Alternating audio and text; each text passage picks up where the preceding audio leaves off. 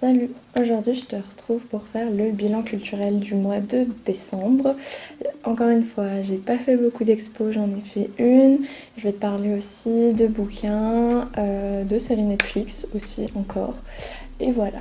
Je vais commencer par te parler de bouquins que j'ai relus et un autre que j'ai juste lu, notamment pour la préparation de mes partiels.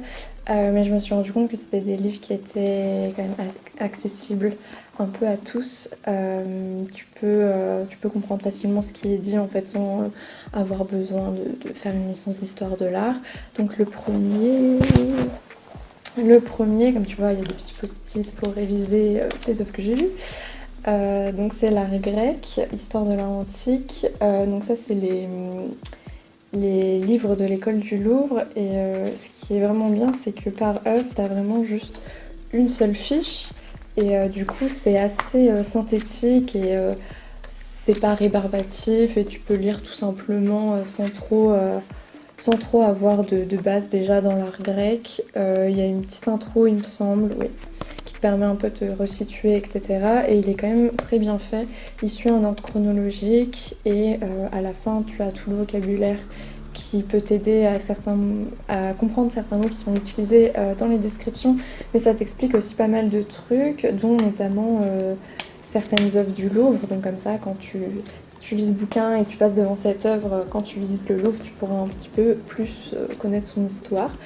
Et il aide pas mal pour si tu es en licence d'histoire de l'art et que tu fais Grèce antique. Il est pas mal du tout pour cette matière. Donc ouais.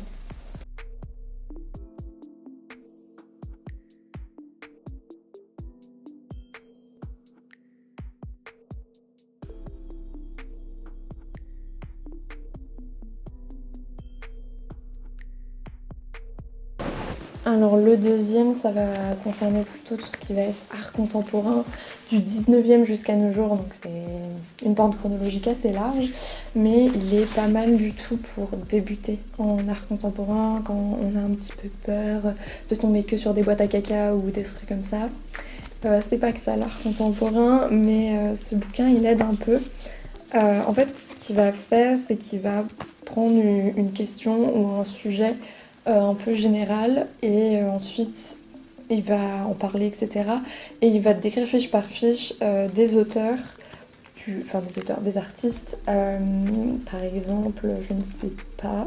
Par exemple, Kandinsky, tu vas avoir une fiche sur lui, etc. Et donc t'as pas que les artistes les plus connus en art contemporain. Tu as des choses que peut-être tu connais, par exemple,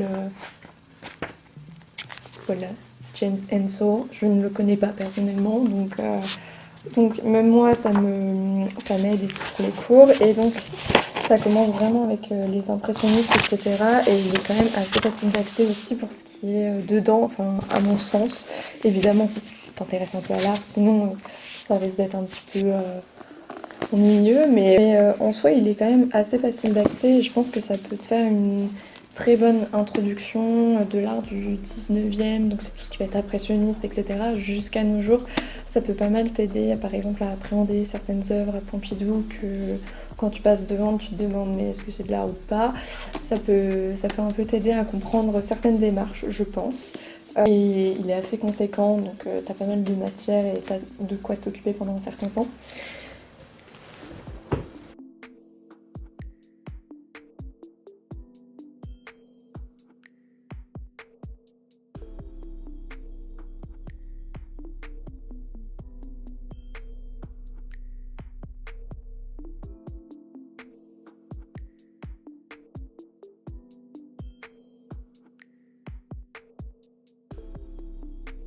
Ensuite, toujours dans l'art contemporain, je suis allée voir une expo au Palais de Tokyo qui est la carte blanche On Air. Alors je me souviens plus du nom de l'artiste et je crois que j'ai peur et j'ai peur aussi de l'écorcher, donc je te mettrai le nom par là. De toute façon, je pense je te mettrai un lien de la carte blanche dans la description. En gros, une carte blanche, c'est l'institution qui va laisser carte blanche à l'artiste, donc pour tout ce qui va être aménagement de son exposition, etc. Il choisit un peu la scénographie, ce qu'il veut montrer, tout ça. Et donc là, cet artiste, donc j'ai oublié le nom, qui a travaillé au Palais de Tokyo et en soi, j'ai pas tout aimé dans cette exposition. Ce qui est forcément intéressant, c'est qu'ici ça va être une scénographie d'un artiste et pas d'un commissaire d'exposition.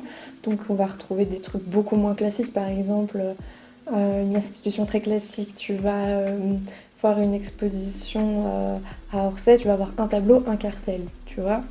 Là, ça va être plutôt... Du coup, là, forcément, parfois, t'as des cartels, parfois, t'en as pas forcément.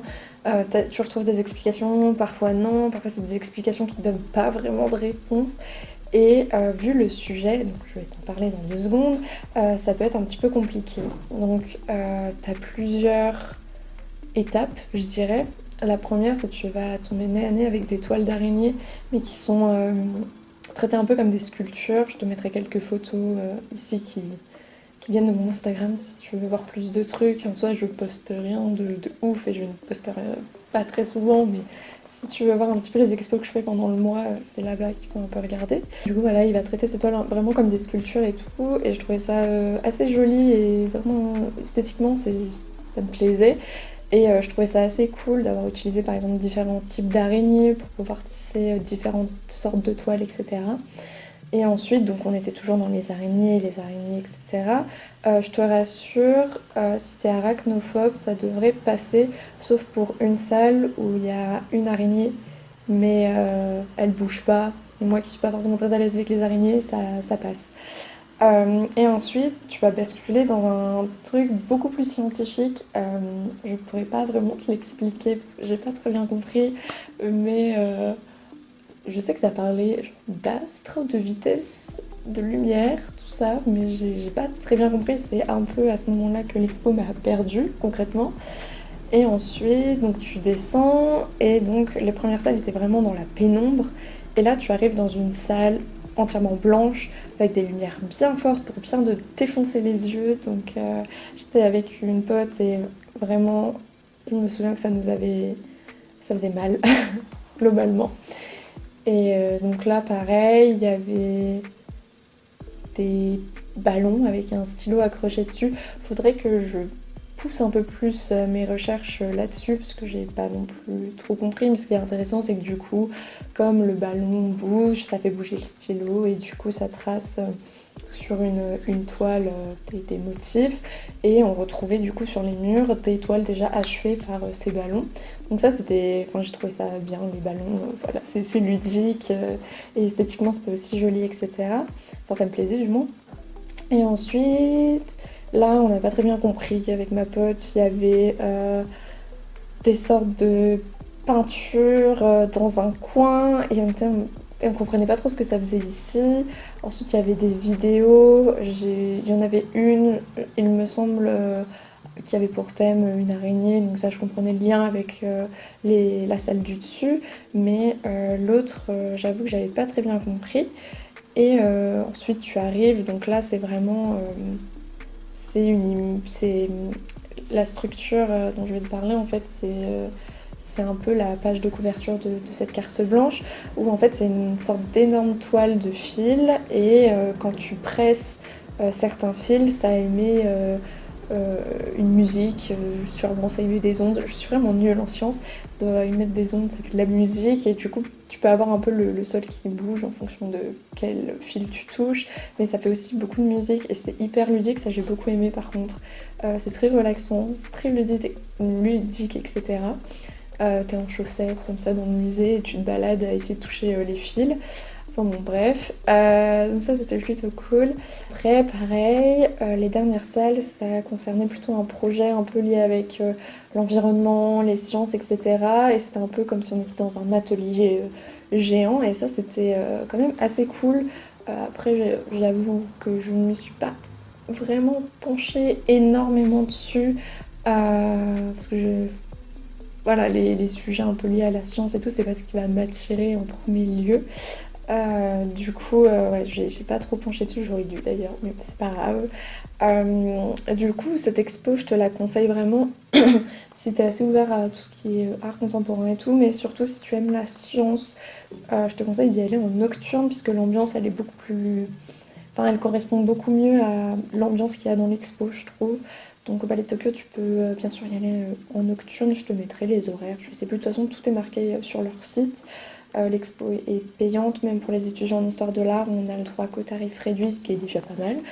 Et puis voilà. Ensuite, pour finir, je voulais te parler d'une série Netflix, si on peut appeler ça comme ça. En fait, c'est là. Alors, c'est pas par saison que ça sort, c'est par partie. Peut-être que tu connais si tu t'intéresses un peu aux émissions japonaises, tout ça. C'est Terrace House. Donc ça, c'est la saison de cette année. Il y en a plein sur Netflix. Donc si tu veux commencer, tu as le choix.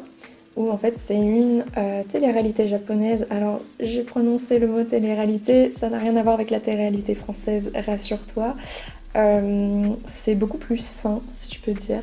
Il y a une ambiance beaucoup plus calme, sereine et saine. En gros, ça va être, il me semble, 3 filles, 3 garçons, et c'est ça, 3 filles, 3 garçons qui vont se retrouver dans une même maison. Globalement, ils sont là pour trouver l'amour, on va pas se le cacher, mais aussi apprendre à connaître des gens, je sais pas, achever leur but. Ils ont plein d'objectifs, mais principalement c'est pour trouver l'amour, on va pas se le cacher. Et en fait, ce qui est cool par rapport aux télé-réalités françaises, c'est que, bah, en fait, c'est comme s'ils faisaient une coloc géante, si tu veux, et ils vont quand même à leur travail, ils peuvent sortir quand ils veulent, et ils partent quand ils veulent, en fait. C'est-à-dire que, par exemple, s'ils jugent qu'ils ont achevé leur objectif, ou qu'ils ont trouvé l'amour, ou je ne sais pas quoi, et bah, ils peuvent décider juste de partir. Et c'est assez intéressant un peu pour aussi voir et comprendre la culture japonaise. Et c'est, je sais pas comment expliquer, mais c'est hyper serein. Je te mettrai, je sais pas s'il y a des bandes annonces, des trailers ou des trucs comme ça, je te mettrai ça en description en tout cas si ça t'intéresse. Et c'est vraiment, enfin, tu regardes ça, c'est relaxant, tu te prends pas la tête. Et après tu peux être émotionnellement un petit peu trop impliqué quand certains essayent de, par exemple, du coup ils font des dates de temps en temps. Et quand par exemple tu sais que les deux s'aiment bien, tout ça, tu es émotionnellement investi, hein, on va pas se le cacher, et ça fait toujours plaisir quand un des couples que tu voulais se forme, voilà. Euh, mais c'est beaucoup ouais, plus serein, si on veut, et plus sain que les réalités qu'on connaît ici. C'est pas du tout dans le trash, etc. En fait, c'est comme si tu regardais une coloc faire sa vie, globalement, avec des gens qui partent, qui reviennent, qui partent, qui changent de personne, etc. Donc tu te lasses pas parce que du coup il y a des gens qui partent, des nouveaux qui arrivent, du coup tu dois apprendre à connaître de nouveaux personnages, de nouvelles personnes, etc. Donc c'est assez intéressant. Sinon, je pense que c'est tout pour ce bilan culturel. J'espère que ça t'a plu. Merci d'avoir regardé jusqu'au bout et je te retrouve dans une prochaine vidéo. Salut!